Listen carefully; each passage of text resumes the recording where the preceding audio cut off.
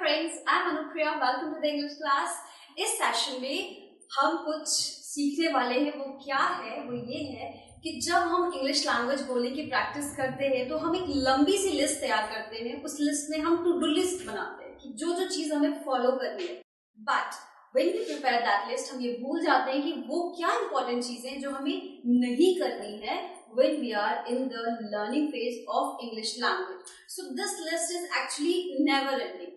But I have picked few points for you जो कि बहुत crucial है और हम वो mistakes करते हैं इसलिए हम successful नहीं हो पाते language को सीखने में. So what is that list and what are the points? I'll begin with the first one. पहला क्या है? Stop negative self-talk. बहुत ही कॉमन एंड जनरल सा साउंड हो रहा है ये सेंटेंस कि हमें नेगेटिव सेल्फ टॉक नहीं करनी चाहिए. Spiritually this is something you will take it कि अच्छा ये करना चाहिए या नहीं करना चाहिए. I tell you have two people inside you, one your mind and one your heart. Both of the places आप खुद से ही बातचीत करते रहते हो कि अगर मैंने इंग्लिश में ये बात कही या ये सेंटेंस कहा तो लिसनर कहीं मुझ पर हंसेगा या फिर मेरे को कोई टोक ना दे या मुझे अपोलोजाइज या सॉरी ना बोलना पड़े कुछ गलत कहने पे. ये सारी कॉन्वर्सेशन आपके माइंड में चलती है, आप खुद ही सुनते हो, खुद ही रिप्लाई करते हो और वो बातचीत चलती रहती है. ये कंप्लीट पैकेज जो हो रहा है वो एक नेगेटिव सेल्फ टॉक है. So it's okay, we are human beings. Definitely जब हम किसी काम को या कोई न्यू चीज सीखते हैं तो एक नेगेटिव सी फीलिंग आती है कि क्या मैं इस काम में सक्सेसफुल होऊंगा या नहीं. बट अगर ये आपको कॉन्वर्सेशन करनी ही है तो प्लीज इसमें से ये सेल्फ रिमूव कर दो और ये नेगेटिव कॉन्वर्सेशन किसी पर्सन के साथ करो इंग्लिश लैंग्वेज में. सेम फीलिंग जो आपके माइंड या हार्ट में आ रही है, speak it by the use of words. उसको वर्ड्स में शेप करो, डिलीवर करो.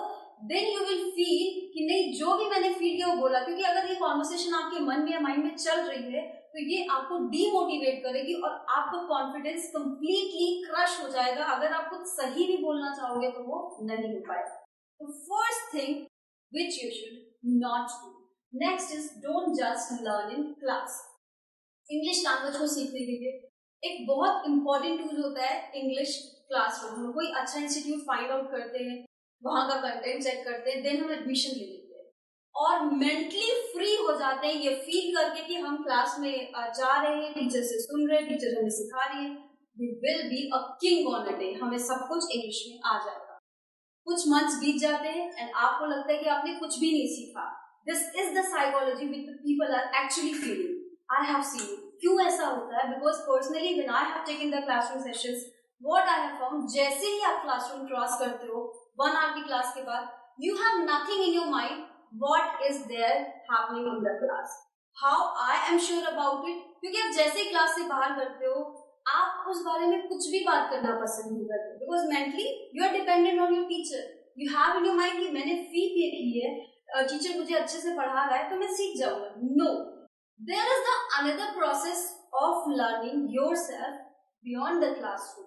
आप जो कुछ भी क्लास में सीखते हो डेफिनेटली वो एक यूजफुल स्टफ है, लेकिन उससे क्लास से बाहर लेकर आओ. अगर सिर्फ वहीं तक लिमिटेड हो, it's not going to work out. कैसे?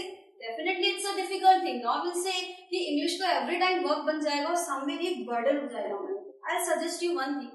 आप क्लास से बाहर आते हो, first day make it in your mind कि जो आपका फर्स्ट 30 मिनट्स होगा उस 30 मिनट्स में आप उन्हीं स्टूडेंट्स के साथ टाइम स्पेंड करते हो जो कि आपको क्लास में मिलते हैं.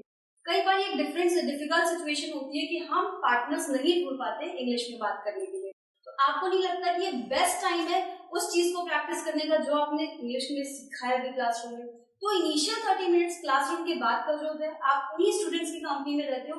वो आपके गुड फ्रेंड्स हैं या नहीं है, but definitely they are your classmates. तो somewhere you get you have a kind of acquaintance feeling with them. वो आपके जान पहचान में आ जाते हैं. आप उनके साथ वो शेयर करो जो आपने क्लास में सीखा है इनिशियल करके. डन. नेक्स्ट डे आप बस स्टॉप पे जाते हो या फिर आप अपनी व्हीकल से ट्रैवल कर रहे हो, कोई भी मूड है ट्रैवलिंग का, आप वहां पर वो कम्युनिकेशन या कन्वर्सेशन या कुछ भी आपने ग्रामर का पोर्शन सीखा उसे थोड़ा सा माइंड में लाकर रिमाइंड करो. Keep it there. वहां पे डन करते हैं. Coming to the third day, आप उस चीज को घर लेकर आओ, थोड़ी सी प्रैक्टिस करो. Further when you extend your hours, धीरे धीरे जब वो आप क्लास का जो भी टॉपिक है आप उसको एक्सटेंड करना शुरू करोगे, यू विल फाइंड कि वो चीज पूरे टाइम आपके माइंड में रहती है और आप सिर्फ क्लासरूम तक लिमिटेड नहीं रहते हो. And then you will find a change कि जो आपने क्लास में पढ़ा आपको एंड ऑफ दैट कोर्स कितना स्ट्रॉन्ग बनाती है इंग्लिश लैंग्वेज को लेकर. नेक्स्ट है stop spending too much time studying. Stop spending too much time studying का ये मतलब नहीं है कि आप बहुत देर तक पढ़ाई करना बंद कर दो, आप पढ़ो ही नहीं. No, because there is a very little difference between learning a language and learning a subject. अगर आप इंग्लिश को एक सब्जेक्ट की तरह पढ़ रहे हो तो definitely this is such a bad thing. क्यों? क्योंकि कोई भी लैंग्वेज आप कैसे बोलते हो, नेचुरली बोलते हो. सो लर्निंग फ्रेज भी अगर हम नेचुरल रखेंगे, टेक्निकल नहीं रखेंगे, कितना यूजफुल होगा वो इंग्लिश बोलने में. So keeping it natural, what you can do, 30 minutes study करो आप, take a break, go somewhere and then again make your schedule of studying that thing for 30 minutes. Again study only for 30 minutes. इससे आपका interest बना रहेगा, आप burden नहीं feel करोगे, bore नहीं होगे, and it will be a gap filler among your task in your routine. Make learning English language as a gap filler in your daily routine of your life. Then you will find a change कि आपने कब बहुत easily and naturally language को learn कर लिया पता नहीं चला, लेकिन आप completely 4 hour 5 hour बैठ करके dictionary recite कर रहे हो या फिर you are keep on doing translation. I'm telling you, you are studying it like a completely learning a subject.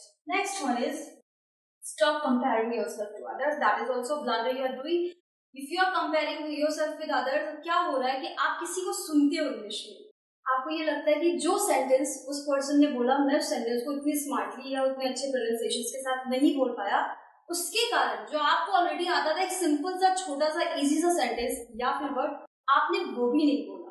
क्यों? क्योंकि आपके अंदर एक कंपैरिजन की फीलिंग आ गई. तो जो आपने लर्न किया वो कंप्लीटली वैनिश हो गया, यूजलेस हो गया.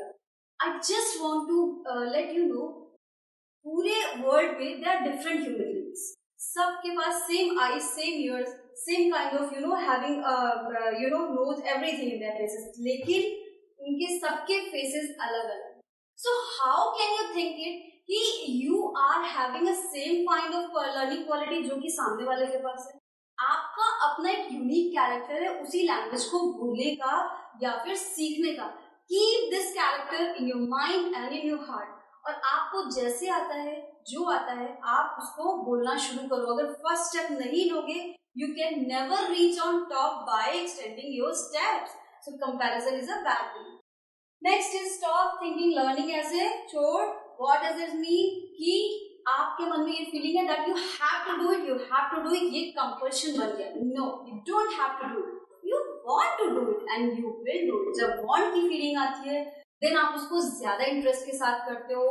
तो ये बहुत जरूरी है कि आप इसको बर्डन ना बनाओ, माइंड पे फोर्स ना बनाओ, इसको पार्शियली लर्न करो. आप जिस भी एटमॉस्फेयर में है उसको अराउंडली नोट करो, उस एटमॉस्फेयर के अकॉर्डिंग सेंटेंस फ्रेम करो एंड देन उसे खुद से डिलीवर करने की, खुद से बात करने की कोशिश करो. Make it like a very study step. Don't neglect the other modes of learning. What it is meant, जब हम किसी लैंग्वेज को सीखते हैं उसमें स्पीकिंग भी इन्वॉल्व होती है, राइटिंग भी इन्वॉल्व होती है, लिसनिंग भी इन्वॉल्व होती है, रीडिंग भी इन्वॉल्व होती है. अब आपको इंटरेस्ट है सिर्फ सुनने में, आपने सोचा बहुत सारा सुनूंगा तो मुझे आ जाएगी, नहीं. आपका लर्निंग बैलेंस्ड होना चाहिए. इन सारे ही एरियाज पर थोड़ा थोड़ा फोकस करना बहुत जरूरी है. आई डोंट टेल यू कि आप लैंग्वेज सीख रहे हो तो आप हर चीज को टेक्निकली लो, नहीं. लेकिन अगर कोई वर्ड आप बोल रहे हो इंग्लिश में, लेकिन जब हम लिखते हैं तो उस वर्ड की स्पेलिंग दूसरी आती है. अगर आप राइटिंग पे नहीं फोकस करोगे definitely that is also mistake. अगर आप रीडिंग पे नहीं फोकस करोगे तो आप कंप्लीटली, आपको प्रोनाउंसिएशन क्लियर नहीं होगा. So every area is very important. Don't neglect it. सिर्फ एक चीज पे फोकस करके सीखना is not a good idea. So these are the points जो कि हमें दिमाग में रखने की, हमें ये चीज नहीं करनी है. आई होप अगर आप ये फॉलो करोगे डेफिनेटली आपको हेल्प करेगा इम्प्रूव करने में अपनी English learning. So that's all for this session. Use this tips and make your learning more rapid. Bye.